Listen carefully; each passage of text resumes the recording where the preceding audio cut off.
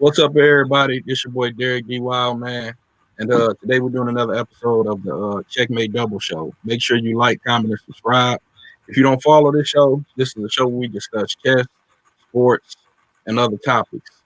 If you're not familiar with this show, you should go listen to the Detroit Chess Killers podcast. This is an extension of that, and this is the the visual podcast of the Detroit Chess Killers podcast. Today I'm on here with Joseph Gadson, an expert chess player from Detroit. And during his teenage years, he one of the best up and coming juniors in the city of Detroit, breaking expert with a rating of 2023 at the age of 16.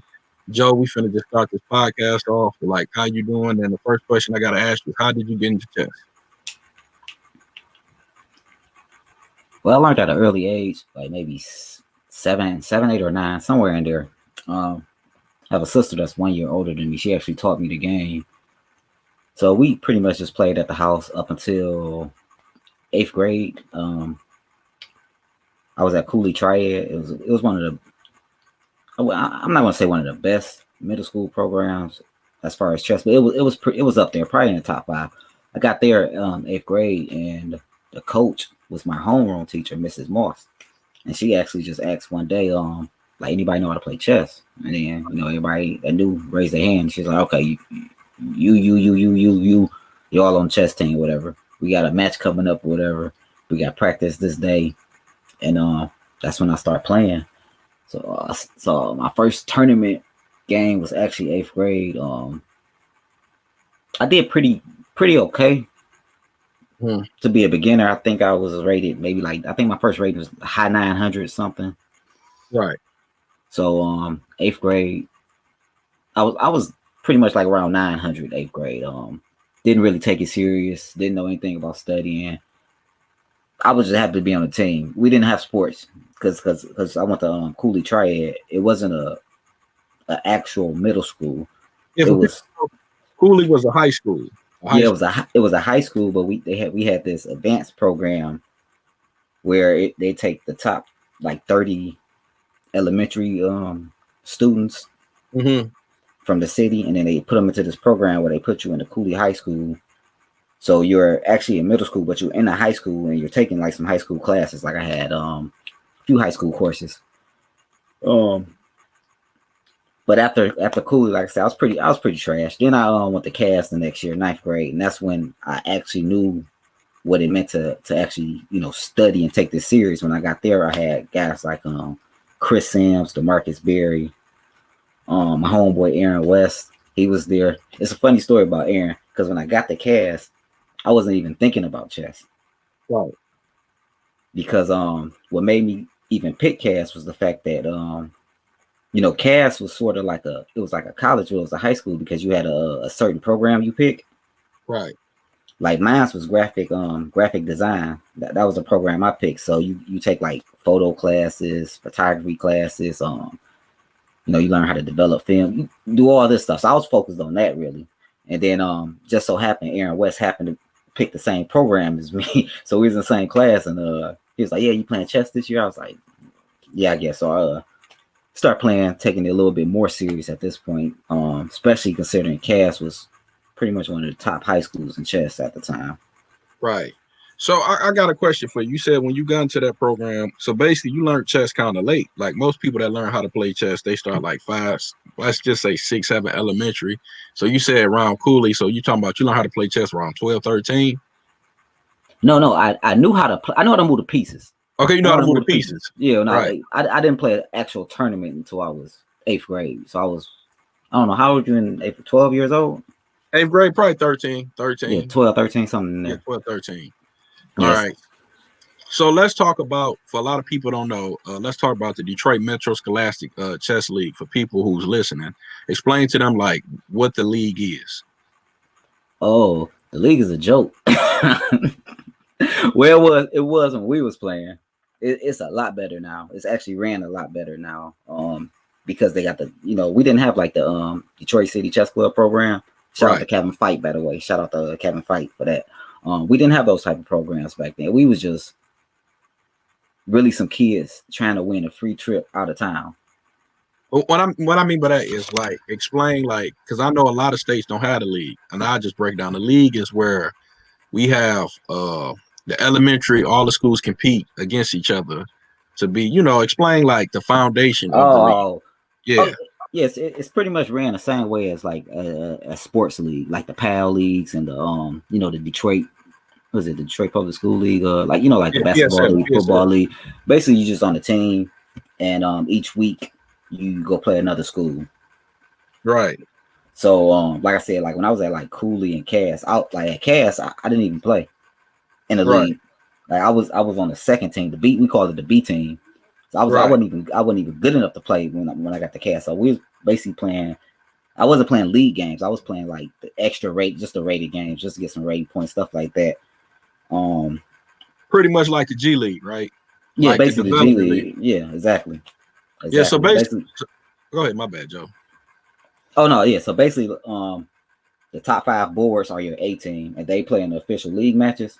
Then Mm-hmm. everybody else just play random people from the other school that just want to play a rated game. You don't have to play, but if you're there, you're gonna play. So, like you said, you got the Cash Tag, and during this time at Cash Tag, this is when you like really start playing like tournament chess. You bound like 800, 900. Excuse me, you don't mind me saying that, right? No, ninth grade. I was trash. I was still 900. I mean, Yeah, okay. I was still trash. Like I said, I never knew like you can pick up a chess book and study. Like I didn't care for chess at all. Like ninth grade, I didn't even care for chess. I just wanted to go to nationals or whatever. So, Right. but like I said, I had guys like DeMarcus and Chris. They used to show me like some openings and stuff like that. They used to take. I used to actually go to like Metro League with DeMarcus, which was another league outside of Mhm. the school league. This was a adult league. Right. We don't have it anymore. But basically, it was a four. It was a four. Was it 4 to a team or 5 to? It was 4 or 5 to a team. I think And four and an alternate. Four and an alternate. I yeah, could 4 and be. alternate. And this had pretty much like if you played tournament chess in the state of Michigan, everybody from the state, like people used to come like a couple hours away because it was only one round a month. It was like maybe the last Friday of the month or something like that. So we Right. literally everybody in the state that played rated games was there. Like Fred Lindsay's Fine Gold wasn't there. All the Masters was there. All the X's was there. And I played a few times as an alternate, like when somebody didn't show up. And I mean, it was bad for me because I was still 900 at the time, playing like 2000s, 1900s, 1800s, just getting smacked around pretty much. And Right. that's pretty much how my first 2 years officially playing chess went. Like 8th and 9th grade, I just got smacked around everywhere. Then, oh, go ahead. No, go ahead. Go ahead. So, like you said, after your first 2 years, you got smacked around, and like you said, you really, had some hardships. But during that time, you had blossomed and turned to like one of the best chess players in the league. Let's talk about that transition from going to like garbage to becoming like the best chess player in the league. I mean, let's talk about it. And then when did you realize that you was like the strongest kid in the city of Detroit, east to west side? Okay, so after 9th grade, I actually transferred to another school in Detroit, Henry Ford, which was my neighborhood high school. Right. And I just left because Cass was out. It took me like 2 hours to get to Cass, so by bus. So it was just easier on me to just transfer to neighborhood school. So when I got to Henry Ford, I didn't know. I knew like maybe one of their players that I met at nationals or whatever, and he had graduated already. So when I got there, I wasn't I wasn't thinking about chess. I just happened to be in the gym, Right. and one of the other guys, Brian Flewellen, you know Brian, Yeah. he actually seen me in the gym, and he did the hand gesture. He did this little hand gesture or whatever, and I didn't recognize him at first, and I'm just looking like, huh? He was like, and then he was like, Chess, man, ain't you the guy from Cass? I'm like, yeah. He was like, yeah, you gonna play with us? I'm like, I guess, like whatever. So like the first practice, this is what made me take chess serious. The first practice, because the year prior, Henry Ford actually had a decent. They went to nationals. They Right. they they, they came in third behind Cass and Renaissance. They had a decent team. So They top board had left. He had graduated or whatever. So at the first chess practice, I remember the guys, they were excited, like, yeah, we got this guy from Cass, we got to go to nationals. I'm like, oh, they I thinking you can't. was good because you coming Yeah, from cash. yeah. They thinking Oh, I'm like, man, I'm just as good as like I was 1,000 at the time, and like I may have had 2 or 3 other 1,000 rated players or whatever. But Right. it was just something about those guys. Like they really believed, like yeah, Joe's gonna lead us to the promise. So I took it like at that point. And this one, I was hanging out with Barnett a lot. Me and Barnett had got real close at this point or whatever. So I was playing a lot more now. So I started studying a lot. I started 10th grade 1,000. By the So time I let me left ask you a Nat, question. Let me ask you a question for the people out there who's like are rated around 1,000. You said you started studying a lot. What are some of the books that you like read during that phase to help improve your game? actually at that point, I was just doing like puzzles, like tactical puzzles and stuff. I didn't Right. I didn't actually read any chess books at this point. I was just getting like our coach actually used to print out. I don't know where he found these puzzles at. But he used to print out like a bunch of pages of puzzles. He used to give us these puzzles or whatever because he didn't know how to play. I mean, he Right. knew how to play, but we was all better than him. But he used to bring us these puzzles, these little tactical puzzles. And I used to just go over all these puzzles. And then I was playing a lot at the time, going to Universal Mall, hanging out with Barnett a lot, going to people's houses playing at 1,000 at this time. So, like I said, I started 10th grade 1,000. And then I got to nationals. I was like the high 1,200 or something. I was playing in the under 1,300 section. Right. And I had came in like sixth. I had 6 out of 7. No, I came in 5th place.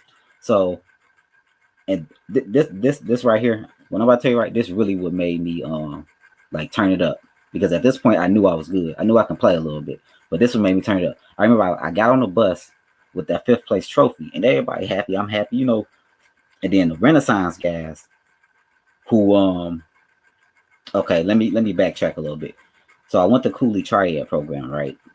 Right. School on the west side. Right. Before I went to Cooley, I went to Comey Young. If you don't know this, Cooley, Comey Young, and Renaissance are all on the same street. They're just like half a mile apart. They're all on Hubble. So everybody that goes, yeah. So all the most people that go to Comey Young, you go to Comey Young to get into Renaissance.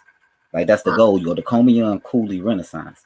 So a lot of the Renaissance guys I knew like all my life, like from either the neighborhood or, as I mentioned, my older sister. Like Right. most of these were her classmates, like the Robin Henrys, George Gardners, the the Charles, the twins, Michael Mouton, all them. I knew all them guys, but I got on that bus with that trophy, and they was hating on me. I never forget this. It was like, "Oh, you was just in the under 1,300 section. You still trash. You still this. You still that. You ain't no real first board." They was just dog me. So I never forget. I looked Robin in his eyes. I said, "Robin, next year when I see you, you ain't gonna be able to do nothing with me. You ain't gonna be able to do nothing with." Like it pissed me off how, because they didn't mean no harm. These was just guys that like I said, these was like my sister's friends. Like they knew me since I was a kid, so they was just ragging on me, teasing me. But I took it personal. I took it to heart. I thought they was always kind of hard on me or whatever for whatever reason. So I left nationals. I believe I went up to like either low 1,400s or mid 1,300s, and that was in April. So in April, I was, like I said, either mid 13 or low 1,400s. When I came back 11th grade year, I was like pretty much almost 1,700 at that point. So that's when I knew that's when I, over that summer playing all those turns, that's when I knew like can't nobody in this league do nothing with me. I had like a 200 and something point gap on the second best player in the league. Like I just destroyed the league after that. I mean, I didn't lose. I lost one game, 11 to 12. That was the Wayne Norwood. You remember him? Yeah, big head guy went to Clifford. I remember him. He went to Chastity. Northern.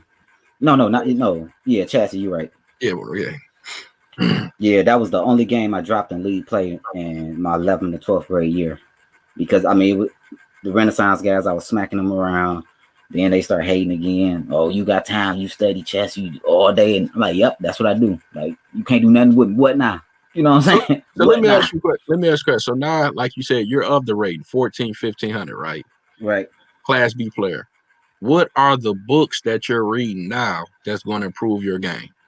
At this point, I'm literally just going over games in the Michigan Chess Magazine, right? Chess Life, and I read a book by Ruben Fine called "The Ideas Behind the Chess Openers." At this point, I still don't even know theory. I just read that one book about the ideas of the chess openers, and it'll show you like a basic setup and kind of like what type of ideas to have. Like, okay, for instance, in the dragon, if you're playing black for the dragon, the book will basically say White's on the castle alone. Just push all your, push all your queens at pawn, sack the exchange, keep your dark square bishop. It would tell you that type of idea. It wouldn't tell you the exact moves, but it would tell you those type of ideas, which is actually better in my opinion. Just giving you the concepts of what to look for. Facts. Yeah, it's not just giving you a line like play d4 here. It's telling you what you want to do, and you have to figure it out on your own. So that book actually helped a lot. Like that book, I read My System and Reassess Your Chess maybe like 2 years later. I get to that later because where was I at? Lost my train of thought. Oh, we was talking about the books. You said Ruben found the ideas behind the openings. And then you said you read The Amateur's Mind, and you said you read My System, but that was like later on. Yeah, I didn't read those till like my senior year. Said during this time you really don't know theory, so right. All your games is like off tactics. You know what I'm saying? Are you just looking for the knockout punch? I'm just saying for the players between like 1700, because I think once you get to like 1700, it's like you hit that wall, and then that next wall to break is 1800. Then you get stuck there. Then it's expert. Thanks. So like, excuse my bad. You got players that's listening. They want advice. Like, what can I do? Yeah, because I told you before, I got to 2000. I didn't know how to play chess. Right. I had no idea how to play chess. I basically was just doing like a rook lift every game, trying to mate the person. Like that was my whole idea. Like rather we could castle on the same side. I was gonna try to open the F5, put my rook on F3, put it to G3, put the bishop on H6. Try to get. Like, I was going for the same pretty much mating pattern up until like 2000, and it was just working a lot. I don't know why it was working, but it was pretty much working. And then like tactics and stuff, like the tactic I think that most people fail for. What's up? When your knight is on F3 and you play knight, what is that? Knight takes D4, like it was a pawn or a piece there, and then they have a bishop on G4. Oh, I know. You take the D4 and then they play bishop takes E2, then you bring the knight back. Yeah, you come back, you win 2 pieces. Yeah, I used to win so many games off that simple tactic. So yeah, if you're watching this right now, you're trying to improve your game, I wouldn't even study openings until I'm maybe 1800. You should just be focusing on tactics and just developing your pieces. Well, I'm gonna say, I mean, now we live in a world where a lot of opening traps now. So you got to know what you coming out with before you tell them just don't study openings now. Yeah, that's why a lot of ways the game could get ended very quickly. I understand not study openings, but don't spend too much time on it. Yeah, exactly. Like don't really try to focus too much on theory, and because of those traps, because some of those traps, like you pretty much can't. You're not gonna see it coming unless you know it. Well, like this, man. If you're a chess player and you're starting out and you don't really got time to study openings, play D4. It's gonna save you a lot of theory. Play D4. You know what I'm saying? E4. It's a lot of tactics and traps. That's just my opinion. Play D4 knight F3. That kind of allows you to play chess. That's my opinion. You agree? Yeah, I played D4 until I was maybe 1500. Yeah, you played the Stonewall. Yeah, I played the Stone. Matter of fact, that Nationals tournament we were just talking about where I came in 5th place. That was the last time I played the Stonewall because I lost I was 5-0 and I lost my 6-round game with White playing the Stonewall because of the weakness on E3. Like the guy I just hung that pawn on E3. So if you're following on Twitch, make sure you hit the follow button. You following on YouTube, like, comment, and subscribe. I'm on here with Joe Gadson, an expert chess player from Detroit. He just giving us some backstory. Another question I want to just ask you is, like, when you're coming up the ranks, what was your best performance and best tournament during this time? Are you talking about scholastics? It could be scholastic or adult. Just when is your, your best tournament performance so far during this time when you're like coming up the ranks? Coming up the ranks, my first best performance was the Nationals. That was my first one. 6 out of 7. Then my next one, I would say it was the Amateur North my senior year. Right. Yeah, it was the Amateur North my senior year. I went 4-0 in a 5-round tournament because I missed round 1. So yeah, basically I didn't know if I was playing in the tournament, and Oh, I didn't know if I can get to the tournament. That's what it was. So I didn't like set my alarm or nothing. I was, I think I was waiting on my mom to answer if she could take me or not or something. I ended up falling asleep. Then I woke up and she was like, "I thought you had to go to the chess tournament." And then I'm like, "You didn't." I didn't know if you could take me or not, whatever. Then she was like, "Well, get dressed, whatever." So I got dressed, whatever. Went to the tournament. So I took a forfeit in the first round, and then I went 4-0 from there and came in second. And at the And that was the time, the Amateur amateur, North, right? yeah, and at the time, the amateur north, well, it didn't pay any money, but it was first and second place. That was all the trophies. And there was And a under 2200 tournament. I was like 1700 at the time, so I gained a lot of rating points that tournament. and for my knowledge, right, if I remember, like the winner of the Amateur North will go play the winner from the Southeast, if I'm not mistaken, right? When they doing that during that time, I believe so. Just the I don't I think it was the winner and a runner up. I think both right, of them went. I didn't. right. I don't know if they did it the year that I came in second, but I wasn't going anywhere because it just wasn't worth it. Like that was for people who had like real money and stuff that because the tournament didn't pay nothing. Right. Tournament where you could win clocks for the biggest upset. Yeah, I won. Yeah, like I said, at that point, I had the best performance of my life, and I won the Chronos. And a chest plaque. That's all you gave was a chest plaque, I believe. Yeah, I still got that plaque actually. So Then I, then go after ahead. that, my next best performance was the Michigan Class Championships.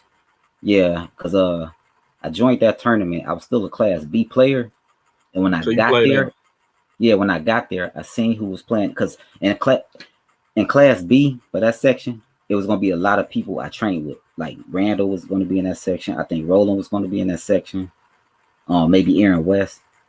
So I thought Class A was going to be easier because the Class B players they all knew my game. They knew what I played. They knew my openings and everything. So Right. when I seen who was registered for Class A, I was like, man, like them guys terrible. Like they all trash. Like, I'm just gonna play Class A. So I played up, and I had 4.5 out of 5. We actually gonna go over. I got a game from that tournament, the last round game, just to show y'all how easy that section was. But Philip Rowe, who was maybe in the 70s at the time, he was a strong expert in No, he Michigan for a wouldn't long have been no time. he couldn't have been no center because he's still alive now.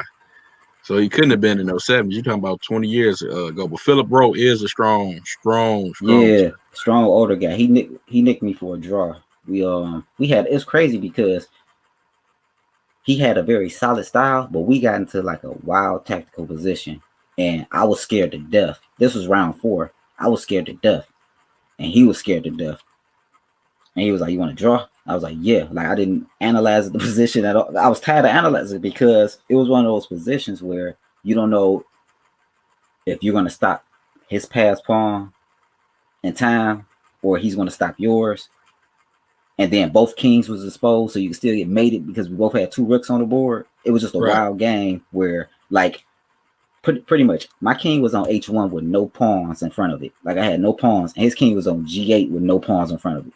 Right. So he was like, "You want to draw?" And I was like, "Yeah, I'll take a draw." And I had black that game too, so I was like 3.5 going to the last round. Should be easy win last round. So we agreed to the draw. And then when I went over the computer, it was a dead draw anyway. What do you think your performance rating was from that tournament? What do you think your performance was? Like my best performance rating was people won't believe, but I was 1700. I had a 2300 2400 performance rating at an action tournament. What do you believe your performance rating was in the tournament? I don't know, probably somewhere between 21, 2200. It would So have been over. It would have been over 2200 if I went 5-0. right. But that draw nicked me. So it was Yeah, probably close to 2200. I would say high 21 because I didn't get a Canada Master norm for that. So I'm guessing it was like maybe 2160 or something like that. you was pushing about, high expert national strength during that time, right? We could agree. Yeah, that was during this run. This was the best chess I played in my life to this day Yeah, during I this went run. to that. I went to that tournament. If you're not familiar, the Masters class is a tournament. We had went all the way out to it was either Lansing or Pontiac because I played in that tournament. I played in Class C. I was 1400, and Actually, you got a story because you got paired up with Jeff Aldrich, and I never forget that day. Uh, Uh, we was in the hotel room, and you was like, because a lot of people don't know that I got a nickname called Open Boy. They like Derek. What he play? I'm like Jeff Aldrich played the Carol Con. This is a true story. Joe sat up with the MCO book and read a line while we was asleep, and woke up the next day and beat Jeff Aldrich. And I remember the game because he sacked. I think you had Queen Bishop. They were set up together. Queen on like the light squares might have been C2, D3, dark square. You ended up sacking, and he took, and I think it was a rook flip to E4. And it was coming over to G4 and he designed, if I'm not mistaken. You can actually look that game up on chess base. I may yeah, be that not accurate, it, but I believe that's how the game went. that's exactly how the game went. It's funny because that was round 3, and they posted the pairings the night before, which they almost never do. I don't know why they did it that day, but they posted round 3 pairings the night before, and I seen Jeff Aldridge not playing black. And I remember I asked you like, what did he play? Because I didn't know too much about him. I knew of him, but I didn't know what he played. He didn't have too Right. many games in the magazine, and he was like, yeah, he played the Carol Khan. So like you said, I grabbed that MCO book and I went over like this one line, and he played right into it, and it was just such an easy game because I had that much prep on it, and it was just a sack line. Bishop take I think it was, H6. yeah, but I think it was a nice C3 line because I know you Yeah, wouldn't play in the advance. I'm pretty sure it was either knight C3. it was the exchange. Yeah, no, I couldn't have been EX. I think you played knight C3. I think it was Uh, E4 C6 D4 D5 knight C3, bro. Give me You one weren't. sec. Give me 1 second. I got chess space open right now. I know we weren't playing the exchange. It was the exchange. E4, you went Yeah, it's moved. Actually, I can pull up the game right now. Give me a second. E4 C6 D4 D5. I know you weren't exchanging. I know you weren't exchanging during that time. Joe think it was I believe it was E4 C6 D4 D5 knight C3. I don't remember Joe playing EX D5 CX D5 Bishop D3. Can't see it. Game up. Let me see. Let me add to the stream. Oh, hold on, that's the Well, wrong game. Don't add yeah, that but up. we gonna check this game out. Took it off in a minute. Just give us a minute. If you're following on Twitch, make sure you hit that follow button. If you're watching on YouTube, like, comment, and subscribe. Also, hit us in the comments. Let us know what you think. Give us your opinion of this show. This is the Checkmate Double Show. We promote chess. We talk sports, but most likely chess battles. What's going on? It's your boy Derek D. Wildman. Be looking out for me on my audio podcast, Detroit Chess Killers Podcast. I'm gonna drop a podcast tomorrow. Joe we finna pull up this game. You ready for me to pull up this game, bro? Yeah, I'm ready. All right, we finna pull up this game. I still believe it was knight C3. So let's see what we got. This is So Joe versus Jeff Aldrich. Joe's playing the white pieces, by the way. Jeff no, I'm playing Aldrich. the black. No, you had the white pieces against Jeff Aldrich, bro. Oh yeah. I'm tripping. He played the Tripping, Carol bro. Khan. Yeah. I'm tripping. He played the Carol Khan. Yeah, Okay, so E4 C6, right. D4 D5. Okay, one second. Let me stop right here. For a lot of people that know, when we play chess, we always tell people to fight for the center, grab all the space in the center. So that's why Joe played, E4 and D4. And what Black doing is he's attacking the center another way. So this opening is called the Carol Con defense. My bad, Joe. No, you good. Go ahead. Go ahead, So bro. here I play knight I told you C3. played knight C3, which is the classical, right? That's the exchange. I thought maybe I'm No, wrong. exchange is EXD5. Okay, you're Right? right. You're right. Queen E2, Bishop C4. Always develop your pieces. E6, Knight F3. Knights before bishops get castled. Black want to play Knight F6, try to trade off some pieces. Stop right there. Yep. Knight Knight EG5. Point to the squares, Joe. For the people who out here don't know, it's actually a sack line where Joe could probably take on F7. What's up, Will? What's going on, my baby? We're going over some chess. Like, comment, and subscribe for the show. What's up, Will? Which will Yeah, is so that? Jackson? yeah, that's Will Jackson. Yeah, so basically what they're like, let's just play a silly move. Let's say they play like A5 or something. You can actually They, play knight takes F7 here, king takes, and king can't go to G8 because no, you can't bishop here is Bishop mate. D6. Yeah, pushing on a skull cap. So this doesn't make sense because it just blocks the bishop. So the king's usually just going to retreat here, and you take here, and you pretty much just get a good game in this position because the queen and Oh, the king is stuck on this file. hold up, what up? What about Knight B6? Knight B6 for black. Knight b6 runs into rook e1 because if you take, you play knight c7, get the queen and the rook. I was just making sure. I just saw Knight B6. What's up, Will Jackson? I just saw that off the top. So let's just go back. We just did some analyzation for y'all guys. Not to mess up, you know what I'm saying? We got to show the people uh what's going on. So yes, from this position, Knight G5, I believe the move is Knight B6, right? Knight B6. Exactly what he played, knight b6. Right, So I go back here, waiting for the, pretty much is going to go for the king side after he moved his bishop and castle. right. So he plays bishop d6. Correct. I think he went Queen E2. Nope, I castled. Okay, you castle. Get my king, just in case he decides he want to keep his king in the center. So he played queen e7. Queen E7 gotta be a bad move. Gotta be a bad move. Put the engine. Yeah, Queen E7 is I know that can't be right. I know that can't be right. H6, man. H6, kick the knight out, castle, but not Queen E7. Queen E7 don't even look right. I'm looking at it now. Me Yeah, understanding chess better. Queen E7 can't be what's popping, but yeah. I mean h6. I think any human's going to play h6 because you just don't leave. You just don't allow people to keep their pieces in your territory. It makes no sense for black to allow white to keep this knight on g5. So he played queen e7. ooh, look And at all that play. C4. yep, exactly what I played. C4. Stop. So a lot of people don't know, man. C4 is a good move because you're attacking the fork. And when you play chess, like you said, Joseph is castle. He's all his pieces developed. He got more space and he got castle. And when you got a lead in development, it's easier for you to attack. So black is in a lot of trouble. I'm not saying a lot of trouble, but he gotta play some accurate moves not to get crushed. Yeah, I would call this a lot of. I would call this a lot of trouble.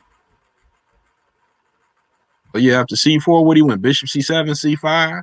C4, bishop C7. Ooh, knight E5. Yeah, I didn't go for that. I mean, human move, what, rookie one? Exactly, human move. Oh, that's a Rook good move. E1. Still trying to get D5 in. Yeah, exactly. I mean, just prophylactic to keep his king is in the center and his queen is right in front of it. So it's always good to just put the rook on a file Right. because you're going to exploit these pins later.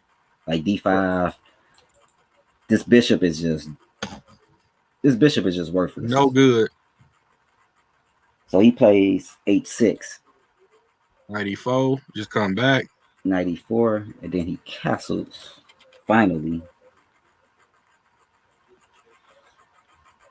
Um, here I played actually a bad move. I don't even know what I was. This game was so long. I don't even know what I was. I played King H1 for whatever reason. You know what? I remember this analyzation, bro. You may not believe this, but I think you had a plan of trying to play G4, G4. yeah, I think you had a plan of playing G4. So that's what yeah, King H1's for. yeah. I Maybe think I was run gonna put the G4. yeah, yeah. You know what? That actually makes sense because I was just talking about this buried bishop, and this knight is in the way of putting the bishop on b7. So maybe that's why I moved here so I can get this g4 push, open this file, put this rook over here, and go for mate. So Okay. and this was my style at the time. And a lot of people don't know that pawn on H6. I think we call that a hook. A And it's hook, yep. easy, yeah, easy to attack. So that I remember you trying to play G4. So he plays. Some bull. That's what he played. He played bishop d7, which I don't. I mean, you connect the rooks, but I don't see the difference in the bishop Yeah, it's being too. here or here. It's still biting on granite. Like it's no future for this bishop. Yeah, he not getting that bitch. He might have tried. I don't know. And it's he's so cramped. Yeah, this is what I was thinking because I put my king on h1, knight d7, maybe b6, and put this bishop on this diagonal. I was probably well. Yeah, man, ain't too much he can do. Yeah, because if I push g4, then like one of these knights is going to be pent eventually after c5, and Can he try e5? E5 don't even work because the rook in the way. that's dangerous. Hold up, e5, dx e5, bishop. d5. Take. You saying e5? I'm just saying.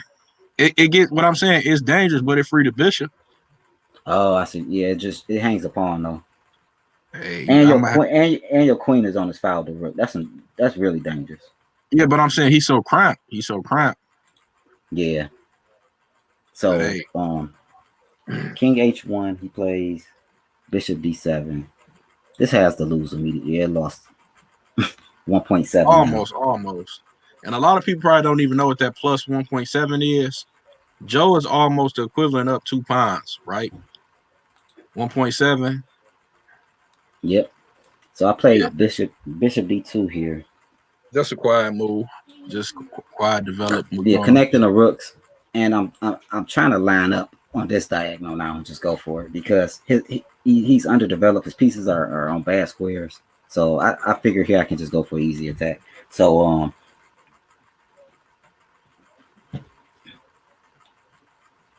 he I don't know plays what. he plays rook after e8.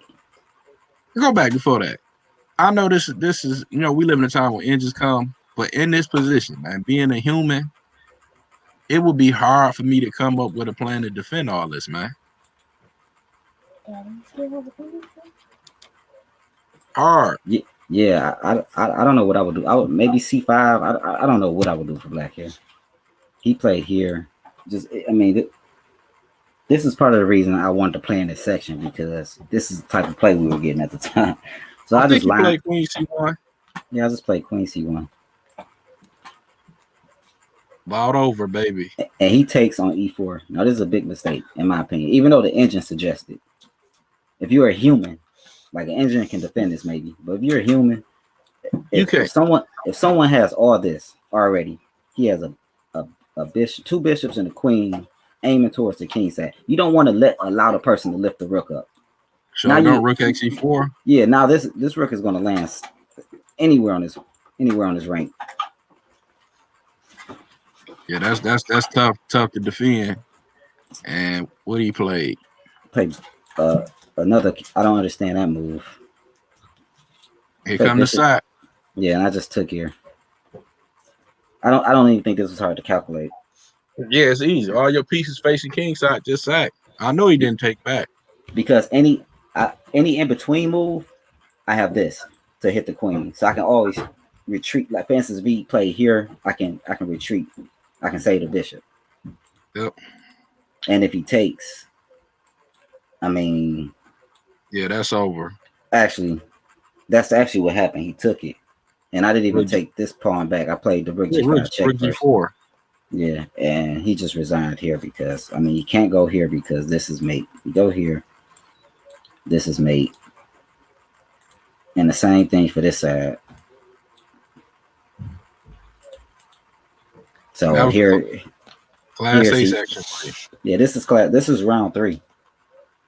Yeah, and Jeff Aldrich is a lifetime high 1900 expert chess player. Yeah, he is. And then like this game is what 18 moves. Yeah. Yeah, 18 moves.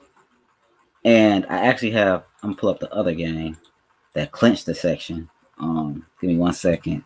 No problem. I'm just talking about that game. Like when I tell y'all, like when y'all play chess and I'll be on my stream, I always tell people to fight for the center, knights before bishops, get castled, and keep your pieces active. And what happened, in my opinion, is Black got his pieces. They was passive. They sat on the 7th and 8th and 7th rank, and Joe pieces got active and got closer to the king as possible. Wasn't nothing he can do. So we finna look at another game from Joe. From the Masters Class tournament. You ready for me to upload that game? Yeah, ready. Okay, I got you. So we're gonna check another game out, and I remember this game. Actually, Joe had the white pieces again, and if you don't know, during this time, Joe playing the Max Lane, the two knights defense. And the crazy thing about this game is a bishop sat on e7, right? I think a bishop sat on e7 in front of the king or something, if I'm not mistaken, for a couple moves. But go ahead, Joe. How do you even remember that? I got good memory, bro. I got you. You will believe this though. Like people think I didn't research, but I think I have something like a photographic memory, bro. No, you do be remembering like a lot of lines from other people's games for whatever reason. But yeah, this game was round 5. Me against Gerald Gendris. He was 4-0. I had 3.5 out of half. 3.5. Just the money game. 3.5. Yeah, 3.5. I have to win. A draw, he wins, so I have to win, and I have the white pieces. And I'm like, we're not GM, so I'm going for the win anyway. And like Derek said, I'm E4. This was my pet line. He literally played right into my prep. I played these lines pretty much my entire childhood almost. Two nice defense, Max Lane. Yep. So matter of fact, what's so funny now is Roman. Joe was playing this before Roman. After the chess opens for white, Roman they kind of like made this stuff famous from the old Romans. No, that's where I got it from.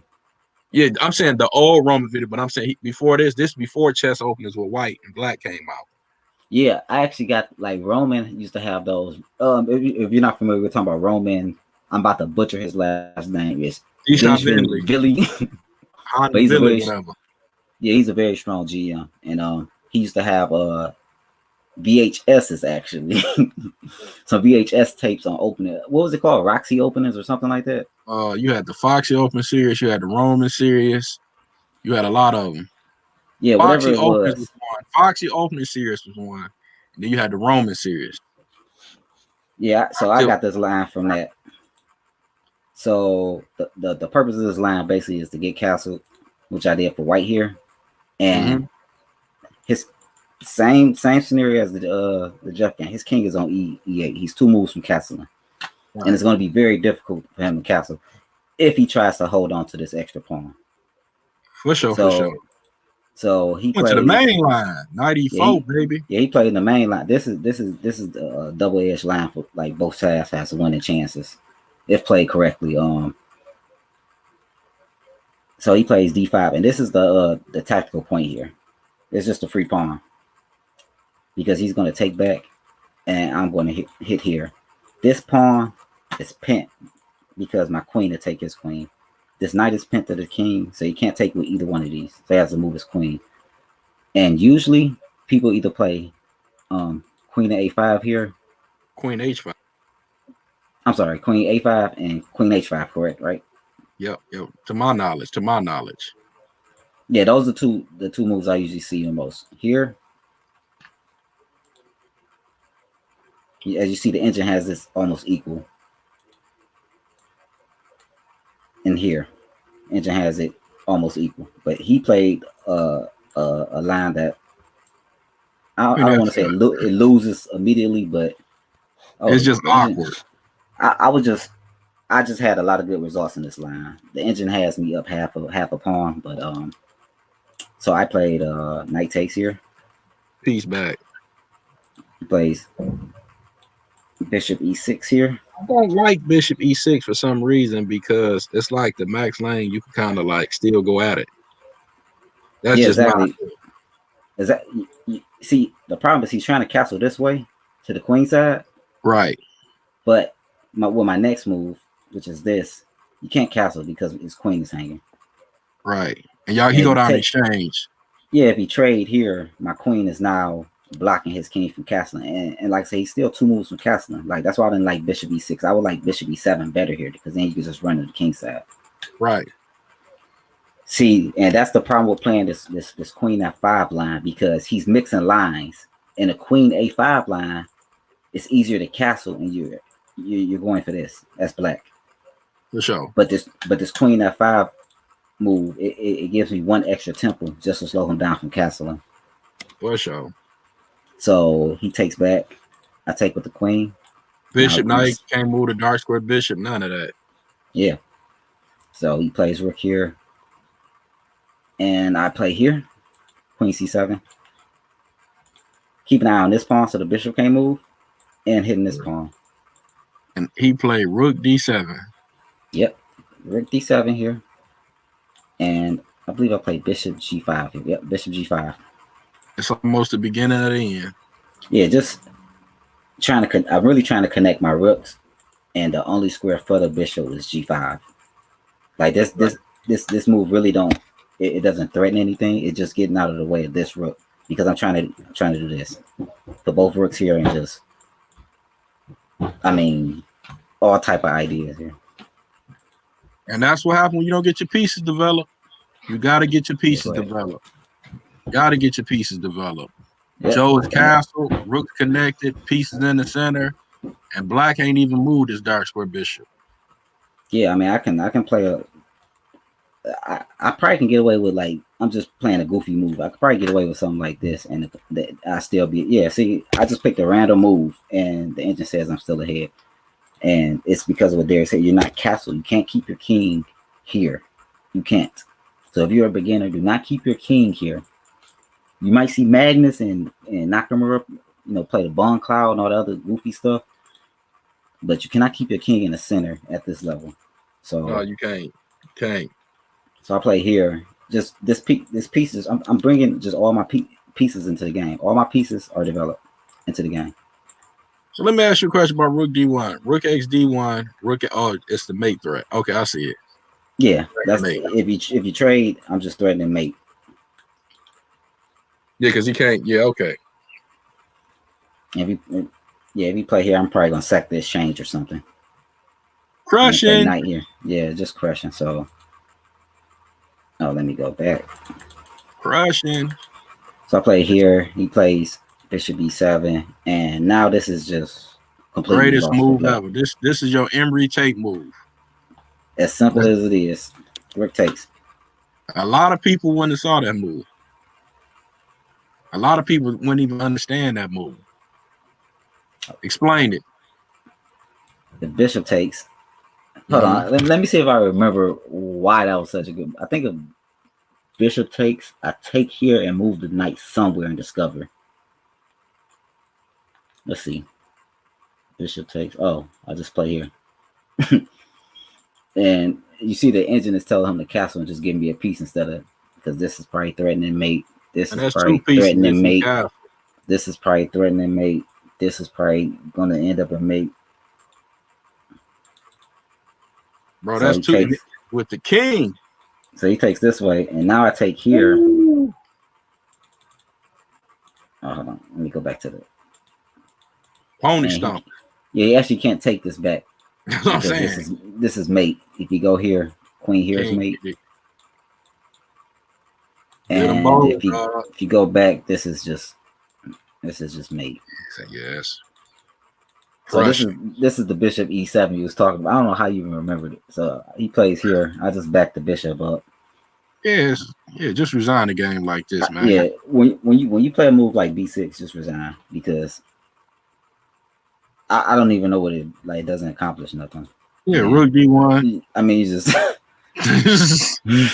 I guess he's seeing this king here and then knight d6. Oh. You got knight d6. Oh, I was looking at this.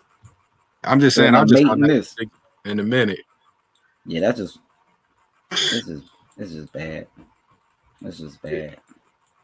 You kind of dominated put hands and feet on him, bro. Yeah, so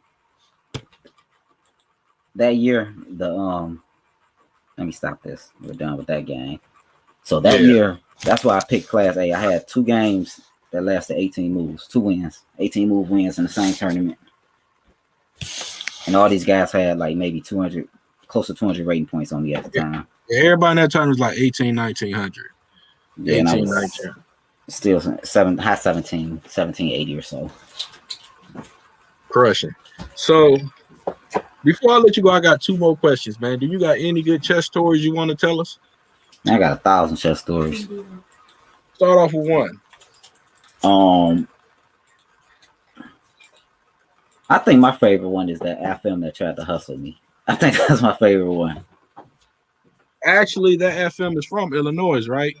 Yeah, his name is Andrew Andrew Alex. No, it's Alex Stamnor. Yeah, Almanoff. Stamnor. So I'm glad you said that. So I'm just gonna mix these two questions up, and we're gonna end.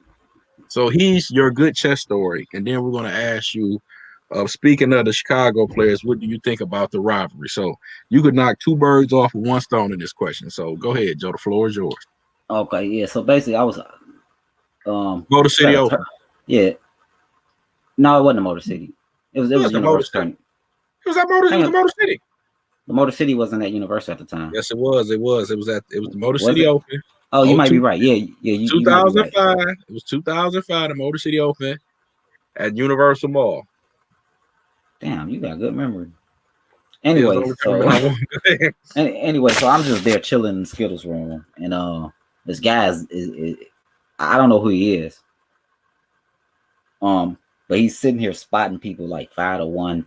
They're playing for money or whatever. So he's just beating up on like all of our regular like club players, like 15, 1,400 rated guys, whatever like that. So he gets finished with somebody, and then I'm sitting like not right next to him, but maybe 2 seats over, and he's like, anybody else want some or something like that.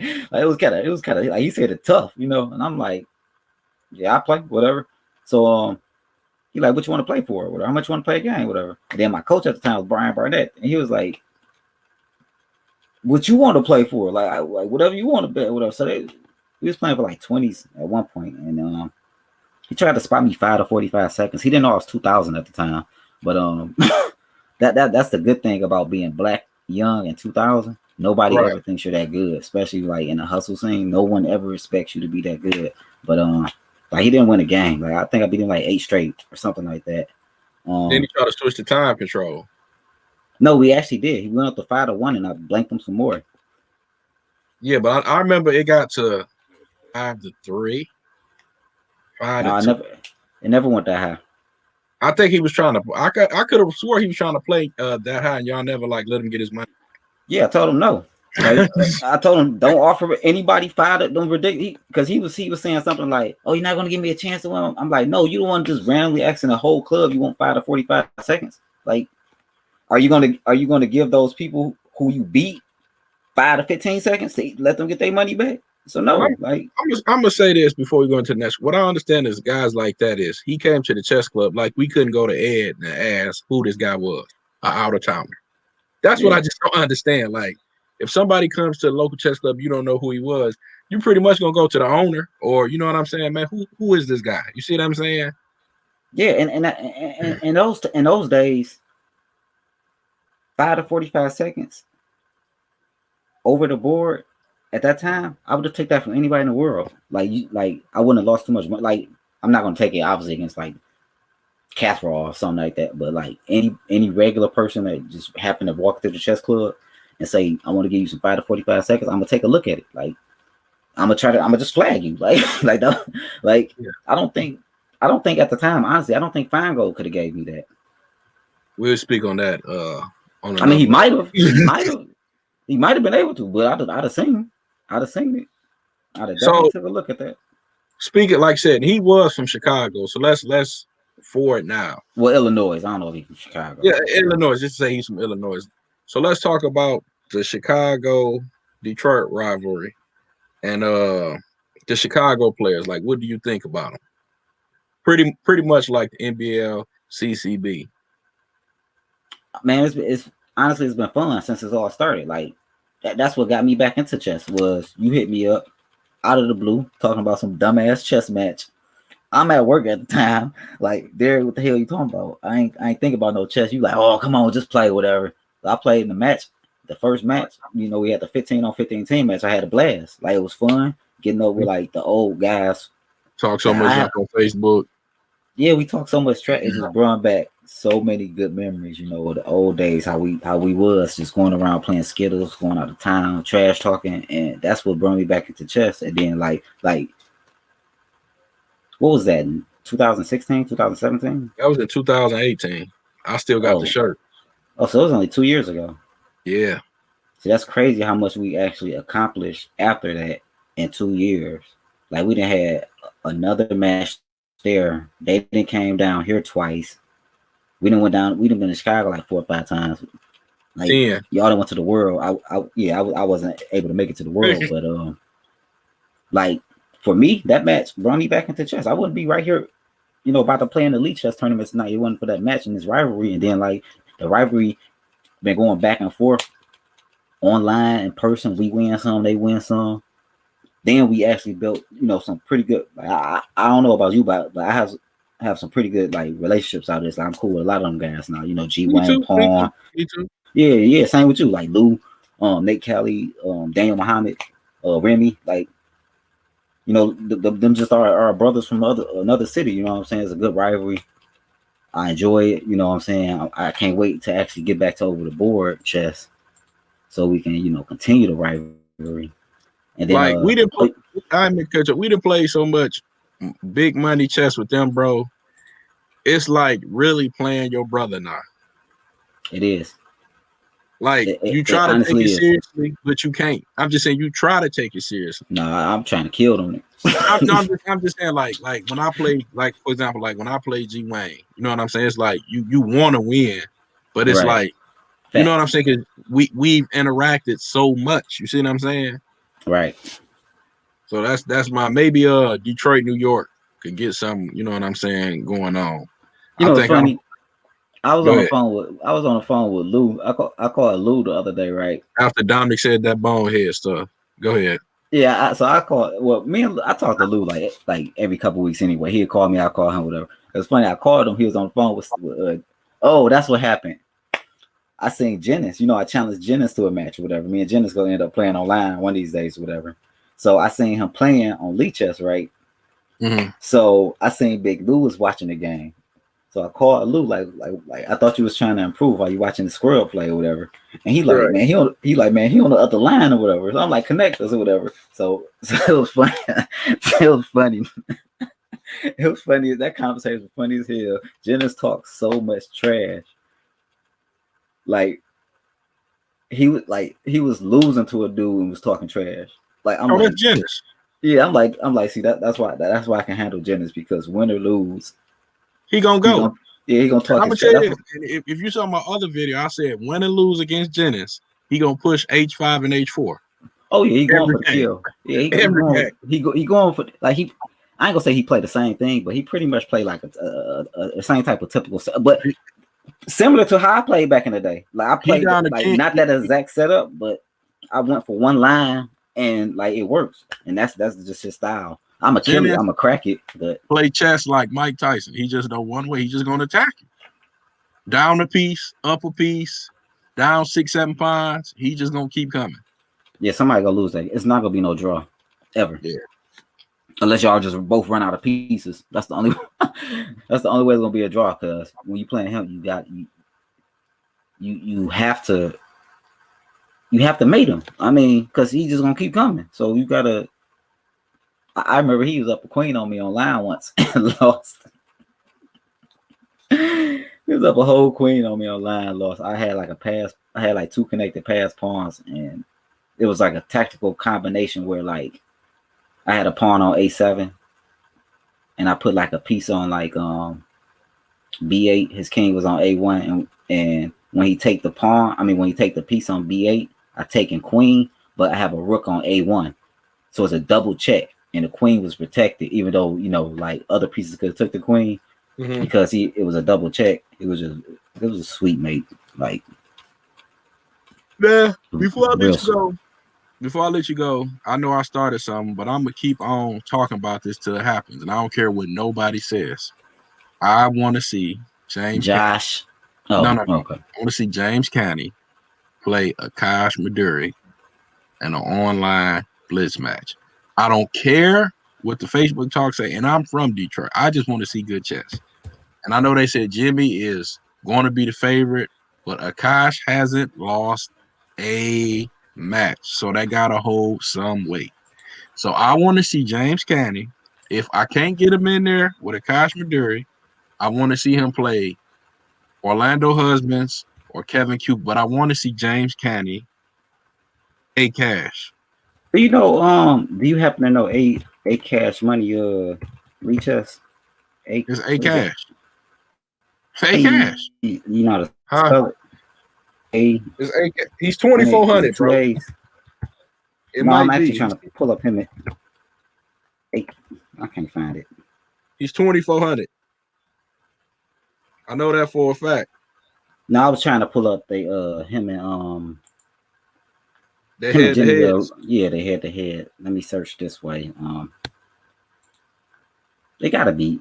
I don't think either one of them has like a big lead on the other one. I think it got to be pretty close. I'm just guessing.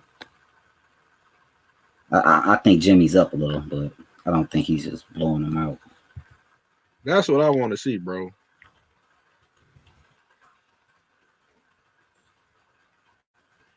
He may have a dollar sign in there. Yeah, I'm pulling it up on Oh, I looking got it. through. A Cash. Okay, I got it. He's 2333 in Bullet.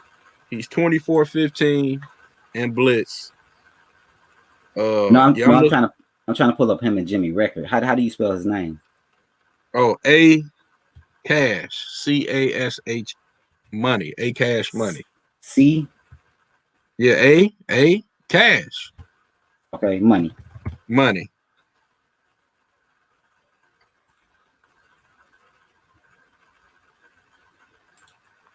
A Cash money, baby. Yeah, 36.5 to 30. And who favor? Go ahead. I'm about to share the screen so the viewers can see. We're not making this up.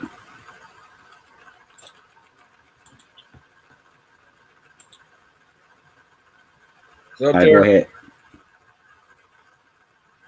So it's 30. What is that? 36.5 to 30. Yeah, Jimmy barely up. He's up six Okay. games. So We're gonna that'll be a start. good match. You see it right then and there, man. Book it. Candy versus A Cash Dury. I know they're gonna be giving odds and all that other stuff. Joe, if you was to give odds on this, what's going on? What's going on, brother? What's going on? What's that? T'Challa chess? Yeah, that's my boy Taylor from DC. Oh, what up, Taylor? Yeah, it's close. Yeah, so we need to make Akash. We got Akash versus, and you gonna go over the game, huh? One of the games. That's my boy. Yeah, I'm in the zone. This is the new stream I'm doing. This is my new show. Yeah, my new show I'm doing. Yeah, this is the type of game I expect out of these two. Wow, just wow. I mean, yeah, Jimmy won this one. Or did he? Yeah, this is my new show. Yeah, we need to make this happen, man. And you know what? I'll be honest with you. If you can make this happen, I'll start it off right now. Nathan Kelly, James Canny. I'll donate. I'll start off. I'll put up $50 on it. So that's 25, 25. So they won't be playing for free. 25, 25. This is what I want to see happen.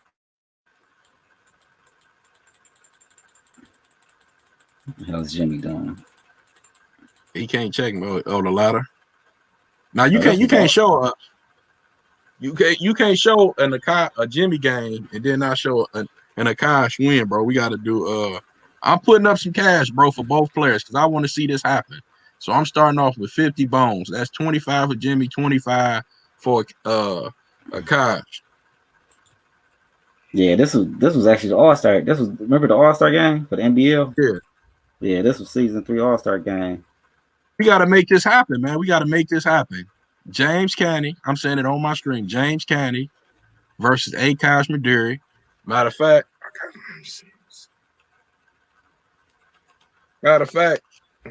in my 50's right here, right here.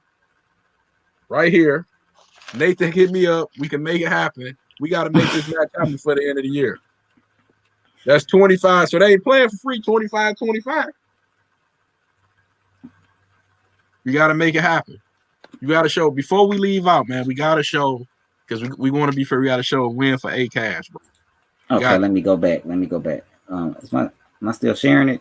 Yeah, you still sharing it, bro. My man, thanks, man. Thanks. Appreciate the love, man. Make sure y'all Make sure the bills is paid. Yeah, all the bills is paid, bro. All the bills is paid.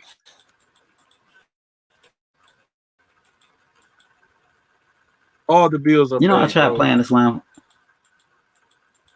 Oh, you keep the bishop inside. Okay. We learned something real fast. All the bills is paid, man. All the bills is paid, man. Like I said, make sure you like, comment, subscribe, not only to my Twitch, but my YouTube channel, man. Like you said, we just trying to see good chess. Make sure you follow my boy Taylor Hall and his stream too, man. Good guy to DC. Make sure you follow his stream. He in here, TC Hall Chess, good brother, and his YouTube channel. All the bills are paid. Thanks, bro. This is Game Akash one. Now look, And this is this is why I want to see this match, because if you look at this position, I have yeah. no idea what's going on. I have no idea what's going on. So I That's don't what we even know got to how we see, bro. got here. We got to see Akash two. versus Look Jimmy. But how often do you see this? Look at these two bishops and look at these two bishops. They literally are with both of them got blocking this file. So like this usually like opens up with like some type of tactic. And Much this respect, is very bro. Thanks. and this is just sharp stuff both of these guys play. For instance, if you take here, you can't take back with this knight because it's going to be pent if you remove this knight. And yeah, this type of stuff I want to see. This is gonna be a lot. Look at this. I knew it was gonna be a tactic in there. Let's make it happen, man. Let's make it happen, bro.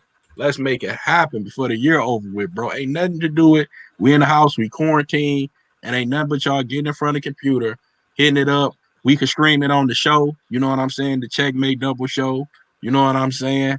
A Cash Maduri, James Canny. Whoa. Oh, you know what? We had the colors wrong. This A bro. Cash won that first game. Jimmy won this game. Okay. Yeah, the first game we had A Cash won. So it's the same game. That's a different game, bro. Let's make sure we go on it. Yeah, A Cash wins. Yeah. Oh, we put the rook sack down on him. Yeah, this is what you're gonna get from these two. Look at this. You got strong knight here, king blocked off, rook on the weird square, bishop biting on granite. This king not castled. He ain't got no rook on h1, so he can't even castle. Probably gonna king f1. Might just keep his king here. I don't know.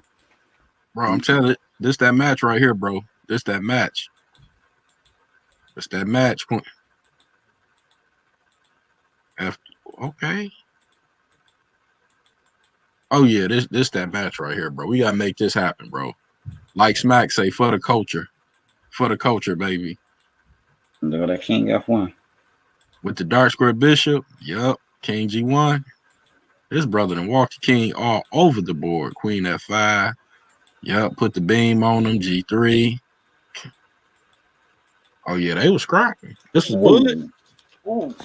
This is bullet. Yeah. I think all these games were bullet. These games all from the same arena. It looked like. Yeah, all these games from the All-Star game.